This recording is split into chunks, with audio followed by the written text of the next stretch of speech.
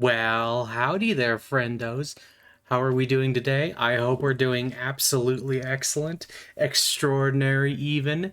Perhaps even we could go so far as to say peachy keen. I'm often doing peachy keen. I'm almost always peachy keen, and that's pretty cool, I think.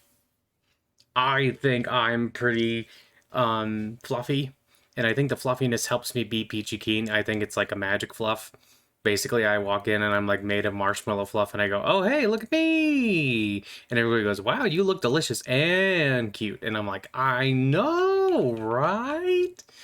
But anyway, to talk about something that is completely unrelated to me being fluffy, we're going to talk about the nature of sin and the nature of desire. It's something that just kind of popped into my head recently, and I've been thinking about it a little bit. I think um, we tend to get a lot of misconceptions about sin and desire in our heads as we go through life. We hear a lot of different teachings that tell us one thing or another. You know, there are some people out there, some Christians, for instance, who say, like, oh no, you're lost in sin. Ooh. Other people say that you need to do certain special rituals to get out of sin. You know, you gotta do the proper rituals, like you gotta jump for joy for Jesus, or you gotta go into the river Ganges and bathe and all that. But I'm gonna tell you, that's not really how it works. You see, the truth is that there is nothing that is actually intrinsically more pure or impure in the sense of like material. You see, because the truth is that all material is made of Brahman, so it is all beyond the idea of pure or impure, really. Now, there are certain things that are, of course, more healthy for our bodies in the current state we're in. Like, if you were in a fly body, you know, some excrement would be like, "Ooh, boy, look at that, a feast." But you know, in your human body, you don't want to be doing that. That would get you sick. Kind of gross. Um, but you see, the truth is that we hear all kinds of different things about suffering, sin, desire, all this stuff. Some people think that it's basically like Satan, like some kind of dark figure that like tries to pull you into sin. But that's not really true. You see, a lot of us have a sort of inborn desire for certain kinds of sin. God has given us these desires, partially because of the divine play, but also partially because some of these desires in small amounts are actually good for you. Take the sin of lust, for instance. You know, if you're always lusting and always going crazy after the ladies or the boys or the everything, then you know that's just going to be bad for you. You're just going to be constantly going from one pleasure to the next. However, a little bit of lust can lead to like marriage and can lead to love. And you know, you might start lusting after somebody, but then you actually get to know them, and then it's like, oh hey, my heart, it beats different now. Oh boy. And then you know, like hunger, like gluttony can be a bad thing if you eat too much food, but a little bit of hunger is good for helping you survive and helping you know that your body needs food. Same with thirst, same with a lot of other things, right? The thing is that sin tends to be actually sinful depending on how we approach it as well as how much we do it. For instance, you know, there's nothing really wrong with having sex with your loving partner, but I would say that, you know, going out and having lots of sex with lots of different people, that's not really good for you. I mean, we could talk about the moral implications there for or against, but it's not really necessarily about the morals. It's more about, for your own sake, for your own soul, it's better to not engage with lust all the time, right? And it's okay to occasionally be, you know, like a little bit full of lust, but you don't want to be doing like, oh my God, rolling over backwards for it, and you know, stuff like that. And it's also important to understand that part of the reason that these sins like lust and greed and all this stuff is bad for you is not just that it takes you further away from God, which we'll get in a little bit more into later, but also, as the Buddha observed, being attached to these things is a big core of suffering. Because then you don't, it's like you're so desirous of a thing that when you don't get it, you suffer because you didn't get it, or when you had it and then you'll suffer because it'll go away and then you need to go out and get it again, stuff like that. Desire is not necessarily always wrong and bad, but desire with a lot of attachment to it is bad, and it can really hurt you and it can really drag you down. So that's why you want to at least have a little bit of detachment. But there's also different levels to it. For instance, a monk will eat and treat food like medicine. Food isn't something to be enjoyed, it's medicine. It's there to make you better. It's there so that you can have energy to do your tasks, to pray, to meditate and all that other stuff. And funny enough, you even need food so that you can fast. You need to have the ability to get food to be able to not get food for your fast, and all kinds of things like that. The world is a very intricate puzzle type deal, right? And God has decided that a little bit of desire is a good thing. The problem is, if we don't put any restrictions on ourselves, a lot of desire can end up being really bad for us. That's part of it.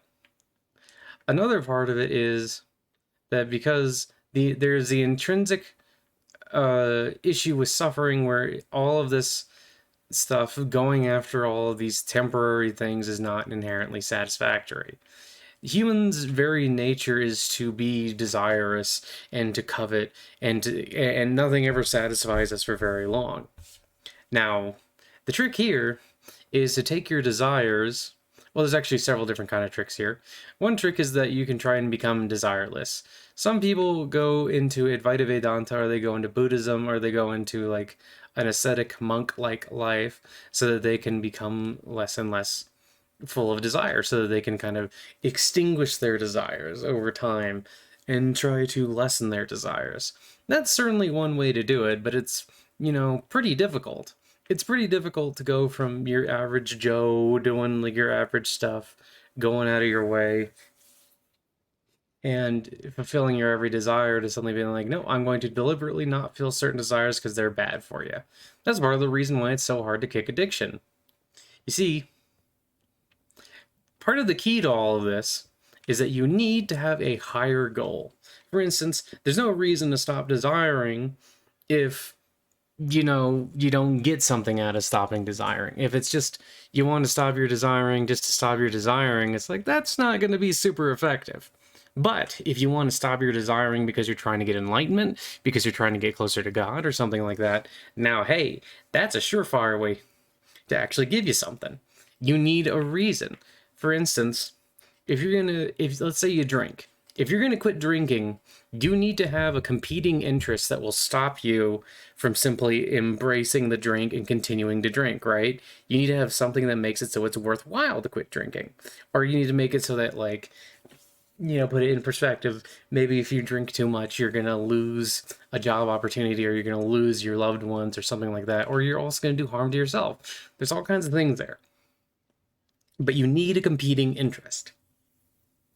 So that's part of all of this. There's also the whole nature of sin, as the idea that it's mostly misplaced desire. Not just that the desire itself is bad, but it is misplaced desire. You see, part of the suffering, like I said, is because you're putting it into something that is inherently going to fail and go away. What if you took your desire and you put it into something that didn't go away? Thus, you put your desire into gaining God, into getting close to God, into being with God. You take your desire, take your hunger, and when you're eating, you pray over that food and you make that food offering. And that's like one of the nice things about offering food to the divine, is that now you're getting closer to the divine, but you also get to eat something tasty, like a banana or grapes. I really like grapes and bananas. They're some of my favorite things to offer. But you can offer all of your food, and that can be just a little easy way to divinize that action.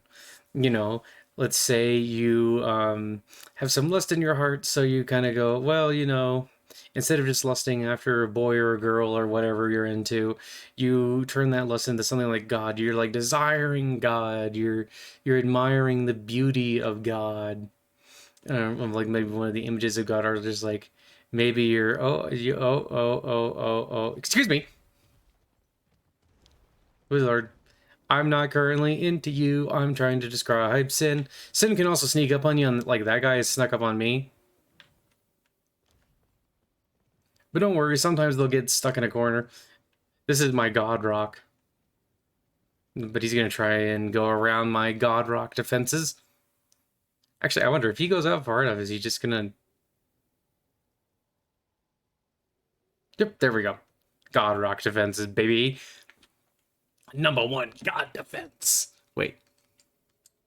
Number one, God defense. But yeah, you can do stuff like that. Taking your desires and aiming it towards God is, I personally found, the most effective way to do things. Stop desiring after the world and start going for God. That can also take a while, but if you really stick to it, it's very effective. You see, the thing that we tend to do is we tend to attach a lot of moral and immoral things to the idea of like sin, desire, and all this other stuff, right? Like, part of the problem is that we put it into judgment immediately. Putting things into judgment immediately is not always the most effective way, to do something about it. If we look at, for instance, as I keep going back to lust, let's look at lust. Let's say you really kind of lust after a person, right? Well, I'm not gonna lie to you, I turned my head and I completely forgot the point I was about to make. Anyway, I'll go back to the points I do know what I'm gonna make. Don't mind me and my kitty brain. But yeah, oh, that's right. We put moral things on these ideas, but maybe we shouldn't do that. For instance, like having too much sex, maybe rather than judging someone for doing that, we should be like looking at ourselves and looking at our own desires and attempting to figure out what's going on there. That good old saying that Mr. Jesus Man has, my favorite boy, or one of my favorite boys, has about, you look at the speck in your brother's eye, well, you have a log in your own. We got to be careful. A lot of these are also bad because they harm ourselves, right? So what you're really looking at here is something that is occasionally healthy, something that is not necessarily, strictly speaking, immoral, but can cause suffering because it's, temporary. If we put our desires and our efforts into something that is permanent,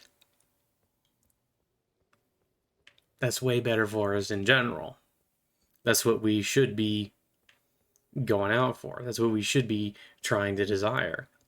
And turning everything into an action for God, as I frequently say, is a very good way to do that.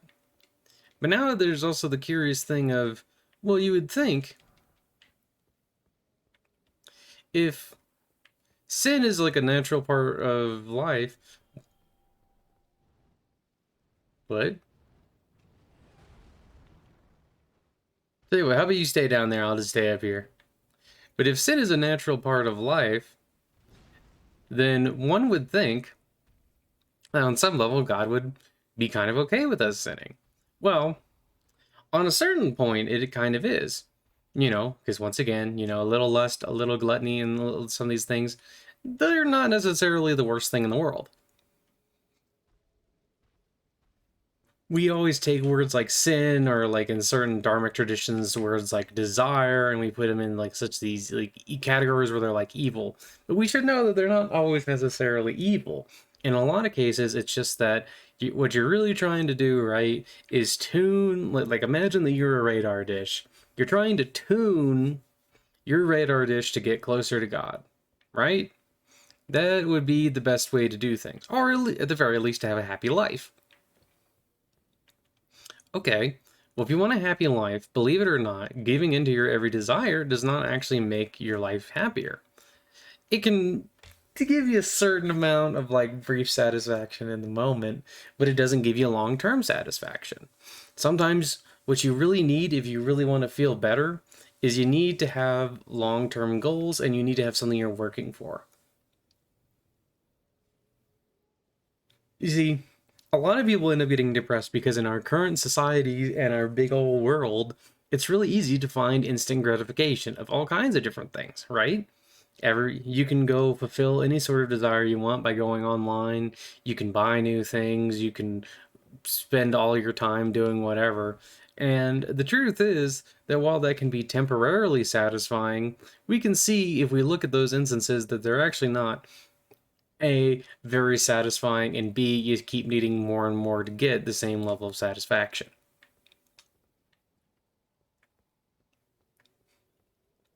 That's why we should know that even if you don't believe in God and all that fun stuff, there is still reasons to attempt to avoid simply being like, a glutton or going into like all kinds of lusty environments and things like that. I mean, obviously, if you really want to try out all that stuff, I guess go ahead. But I already know that that stuff isn't the most satisfying, and that isn't how we get true long term satisfaction. And I'm looking for true long term satisfaction. Hopefully, you are as well. But you gotta think, what do you actually want to do? And that's another thing. People who will spend their lives engaging in every single desire, accepting every single desire as legitimate and going for them, and then they're miserable, and then they wonder why. Well, it's because your life is actually meant for higher purposes. Sin and all that, like I said, can be not that big of a deal, or doing things to fulfill your desires is not necessarily a big of a deal. But we need to be smart enough. We need to have a certain cultivated attachment. We need to also be attached to the one thing that truly matters, which is Brahman, God. And we need to go wholeheartedly into that. We need to look at ourselves and here's another part of all this that kind of makes it easier is if you have a certain level of mindfulness. Having a certain level of mindfulness when you can watch your actions and kind of see where you're falling short is really good. And here's another thing about all this. You'll find that if you put a little bit of effort into improving every single day and doing the better every single day and building sustainable growth, that your life will just be better. It'll be a lot better. It'll be amazingly better. It'll be jump for joy better. And sometimes it'll take a little while, and sometimes part of what makes this hard for people is that they really do have to give up certain things. For instance, if you really want a happy and satisfying life, you have to give up a certain level of desire and sinfulness. And sin in this case is I'm just using as a broad term for like fulfilling desires and like attachment to things. Sin can mean very negative things, but not in this case necessarily. But yeah, and we should always try to put ourselves into the mindset that we're going after higher desires and not lower desires. And you know what? You can occasionally fulfill those lower desires, but keep in mind what's actually going on there, and keep in mind having a certain level of detachment. But yeah, I just wanted to tell you guys about all that stuff because I've been thinking about it, and I think that a lot of people have very wrong kind of views on what the issue with desire and sin and all that stuff is. It's not that like these actions in and of themselves are always bad. Like, there is a certain level of goodness to pretty much everything on some level, but we give in too easily, and I think we often forget that these can actually cause us problems if we just give in to our every desire and don't like have a certain resistance and don't have like a certain amount of like attempt at order in our lives. And I just wanted to share that message. And remember, you shouldn't feel bad if you give in to your desires occasionally. It's completely natural. God has given us these desires so that we can have a bit of fun. We should just know that the ultimate bigger fun is with God.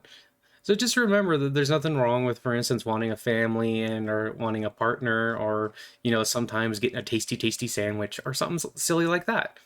You should still enjoy it. And remember, if you dedicate it to God, then it can be kind of purified in that way. And if you dedicate your life to having fun and being joyful for God, then you can still have it and have a lot of fun. I just wanted to share that idea with you guys, and I hope that some of you really enjoy it. And yeah, you know, Mark Holly loves all of us. God loves all of us. Jesus loves all of us, and I think we should always try and embrace them in a nice big warm hug, and embrace them with our desires. And then we get a little bit of best of both worlds. Eventually, you'll probably have to drop some of those desires, but hey, God doesn't hate you just because you have some silly desires. God doesn't hate you because you sin occasionally. God's infinitely forgiving and God is infinitely loving. That's the main thing. Anyway, I just felt like sharing that. I hope you all have a wonderful day. Bye bye, and God bless.